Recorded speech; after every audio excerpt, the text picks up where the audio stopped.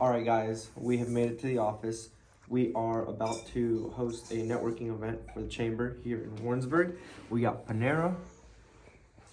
We got an itinerary.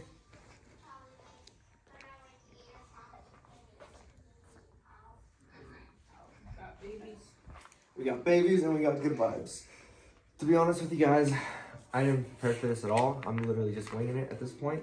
But you know, improv is kind of what we do best. So we're just gonna roll with it and keep it nice, fun, and not too serious, right? All right, cut. Well, I was just gonna let everybody like kind of like do their thing.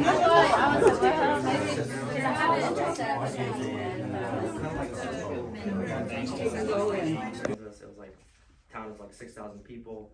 I ended up working as a mechanic out of high school with my dad. I realized 9 to 5 thing is not for me, so I was on Craigslist looking for, you know, job opportunities, and then I found a roofing job. Which is actually, funny enough, Sorensen, I have a background here somewhere that was Sorensen. They went out of business, not a good company. I found Soderbergh.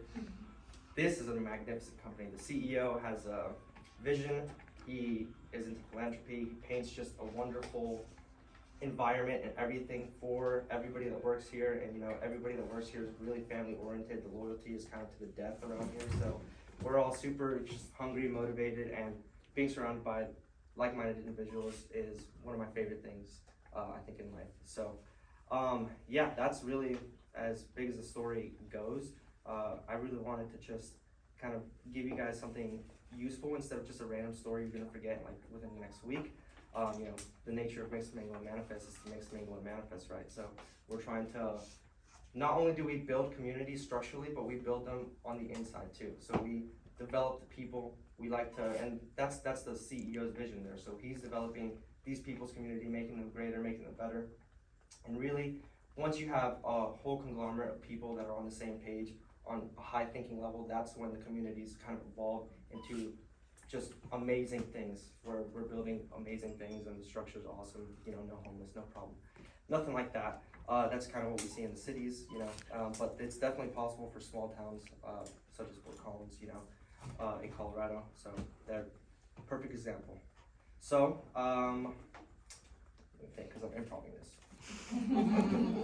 The distractions that we live in today, I think that we're constantly flooded with distractions on a daily basis, from social media, from our friends, from our family responsibilities, cars, you know, work stuff. All this stuff just makes a mess of things in our head. And most of the time, nobody ever takes some time to actually process all these things. So you wake up and you're like, okay, what's the next problem? What's the next thing I gotta do? Who needs me here? Who needs me there? You never like sit down and think, here's my priorities, here's my long-term goals, here's where I wanna be in 30 years, here's where I wanna be in 10 years, here's where I wanna be in 2 months, here's where I wanna be in 3 weeks. And I think that's very important to do, to keep yourself aligned, keep yourself accountable, because nobody's really responsible for any of your happiness besides you. Nobody really cares, to be completely honest with you guys. You're the only person that should take initiative for your own happiness. And so with that being said, I think taking some time, maybe on a Sunday or once a week, to just kind of write down what you want in life, what your desires are, and just like taking them very, very to heart and just assigning powerful emotion there would benefit you guys tremendously. Writing it down, maybe this is where I want to be by the end of the year, this is where I want to be by the end of the next year, this is where I want to be, this is where I want my business to be, this is who I want to be to my friends, this is the type of individual I want to be and perceived as. And so if you do that and then break it down to where it's bite-sized, because you can have huge, humongous goals, but if it's bite-sized, where it's like, I need to make this much in this quarter, this much in this month, this much in this week, what is gonna make that? So for me, for my example, it's outreach, right? It's sales. So I need to contact 100 people for the quarter. Horrible exaggeration, actually. It's more like 1,000. 1,000 people for the quarter, 100 people for the month, 20 people for the week, 5 people for today. Easy. I can do 5 people for today. Do it, get rid of it, I'm done. I do whatever I feel like for the rest of the day, and I'm on track to success. And I keep tracking my success, and I measure it. And if I see that by the end of the week, my success is falling behind, well, then I double down for the next week, right? Those 5 suddenly turn into 10. Oh, wow. My 1 hour of outreach turned into 2 hours. sucks. Guess I can't go out with you guys anymore, you know? Like, I'm not drinking tonight, guys. Sorry, I gotta put in a little bit of extra work. I got things to do here. Oh well, you know. But that's why it's important to assign powerful emotion into these goals and I guess narratives you guys want to create in your lives, because if you don't have powerful emotion, you're not going to be able to do the tough sacrifices, and most of the time you're not going to get what you want without sacrificing on some sort of level. So be ready to sacrifice and be ready to prioritize, and make sure you guys know what you want here, what you want there. For example, I want to be successful more than I want to go out on a Saturday and drink with my friends, right? And hit on girls. As fun as that is, whatever, you know?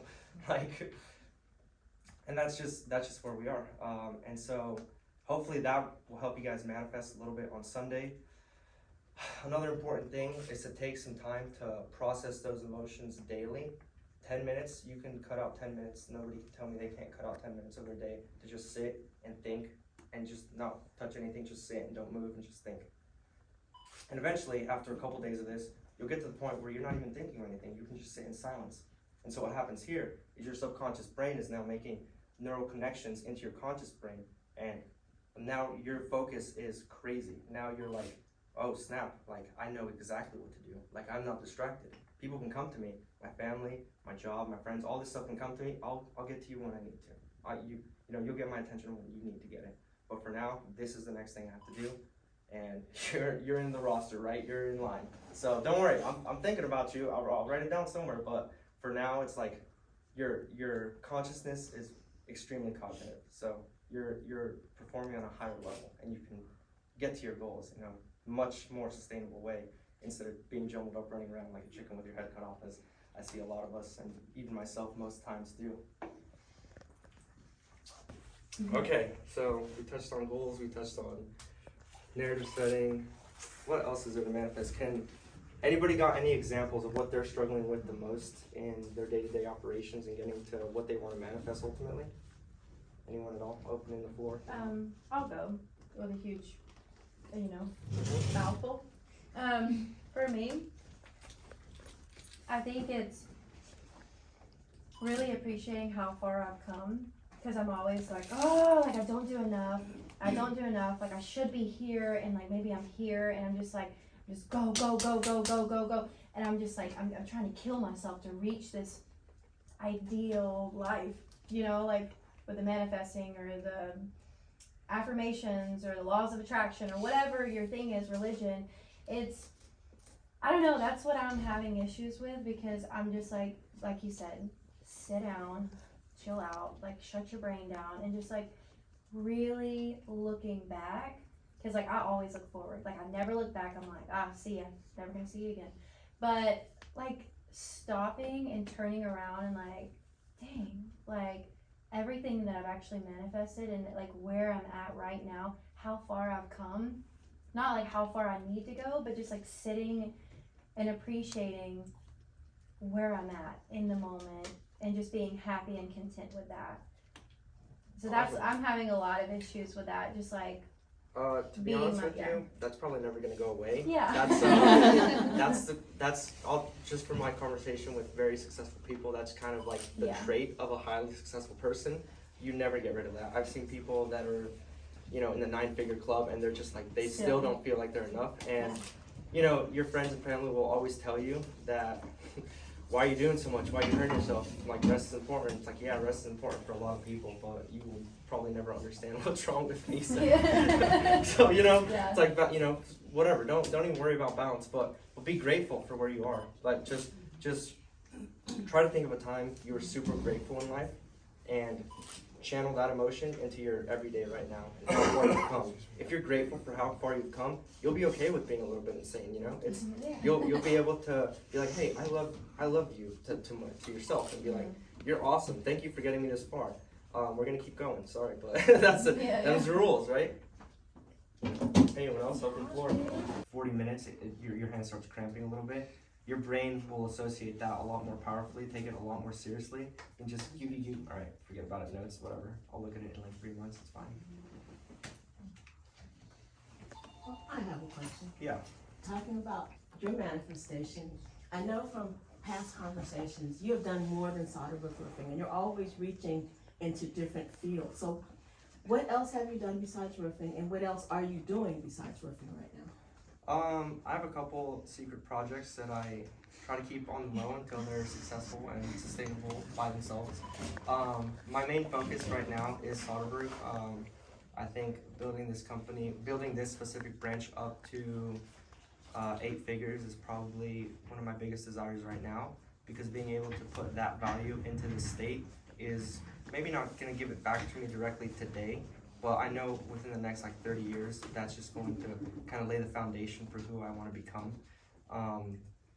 You know, even if I get like $20,000 out of that 10 million that we produce, it's like whatever.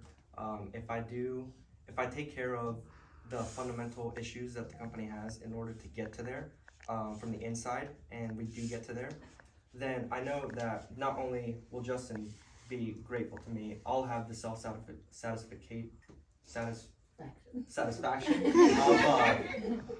of knowing I was able to create that with just my raw intention and like willingness to work and be out there and promote myself like this, like I do in Kansas City, you know, attending all these networking events, shaking hands of everybody I can possibly meet, and trying my best to not be weird like, hey, give me a roof, but more like, hey, let's build a relationship, because in the future you're probably gonna need a roof, and we're kind of the best around to do it. So yeah, that's that. As for other projects, you know, I trade stocks, and I'm hopefully gonna get into real estate within like the next couple months or so, and yeah. You still have your, what was it, a clothing line or a shirt line? What was that you were working on before? So that was an e-commerce business, Okay. Online drop shipping. I don't know if you guys have heard of the business model. Me personally, it's not something I can sustain probably. It was one of those things I put $5 grand in, and I probably took 4,000, a little under 4,000 out. So the net return was not good for me. So, and it's not something I'm very passionate about anyway. I'm not good at finding product and selling it to people and making it, you know, my passion is really in content creation, and then just being able to make people happy and laugh and entertain them. So that, you know, that's kind of a hint into the next business model I'm probably working on these days. So Stay to come. yeah. Yeah. No, definitely not. Something I probably need to work on, because it makes me emotionally dissonance from my environment, everybody around me. It's like, get out of my face, I just want to work type thing. Don't bug me, because to me I failed. Like, even though, you know, it's just I try to hold myself to a very high standard, because it's not just me that I'm doing this for. You know, it's like my sister's got a whole med school, my family's in poverty, like, you know, yada yada sob story. And then of course, like, I see my friends struggling and all that, and I just have like that desire inside to like want to help them. And it's just about trading the pain for a couple years into what you want to create. So you turn that pain to motivation? Yeah, exactly. So that's how I feel about that. I've already achieved it. Like, I've already got the social validation. Thanks everybody for putting me on a pedestal. It's like, you know, but it's hard work. It's like 100 hours of stuff that I gotta do, and it's like, I don't want to do 100 hours worth of stuff. That sucks. Like, I gotta block that out time. I gotta juggle like a social life, a job, all that stuff at once, and cut off all these things. But to trade passion into monetization, I'm willing to do that. And, you know, a key fundamental of that is just keeping it quiet until I put in the work and it's sustainable. And it's, you know, I got a ship, tight ship, loose captain, you know what they say, but I gotta put the upfront work first. Yeah, that's the kind of, that's the kind of shit we run around here, you know? That's homage to Jack Spencer, you know, he's people around him. He definitely taught me that. Run your ship tight, but be a loose captain. I'm like, I love that. That's my favorite person. That sounds like Jack. Yeah. Do you think Perspective of who's perceiving it. So it's like, it could fail, but that's really just a stepping stone into making it work, right? And making it It's better. there. Yeah. Because it's like, Yeah. duh, I gotta fail. I don't know what I'm doing. Like, I've never done it before. You have to fail to succeed. A toddler doesn't just like walk and fall once, like, well, guess walking's not for me, like, whatever. You know, it keeps going, and it's like everybody sees it and everybody laughs, and it's fine, you know, the toddler doesn't care. it's incapable of that, you know, perception. But we as, you know, grown-ups just love just seeing how everybody perceives us, and if it's not aligned with the way we perceive ourselves, then we take it kind of personally. There's a wonderful book called The 4 Agreements that just kind of elaborates on 4 basic principles, and one of them is not to take things personally. So thank you, whenever somebody criticizes you, it's probably coming from a point where there's some sort of truth to it, and so identifying it or taking that information without taking it so personally and seeing if there's any real value there has been kind of one of like the things that has helped me most in the last 6 months, you know. And that's from like anybody, like people that mentor me that are way more successful than me, to people that, you know, I kind of mentor myself and they see me acting a type of way, and they're like, hey, you know, not to be weird or anything, but bringing this up. And at surface value, I'm like, whatever, you don't know what you're talking about. But then like after disassociating my ego from it and kind of analyzing it a little deeper, I'm like, you know what, they're right. I should go apologize and say, hey, thank you for making me better. I think accountability is a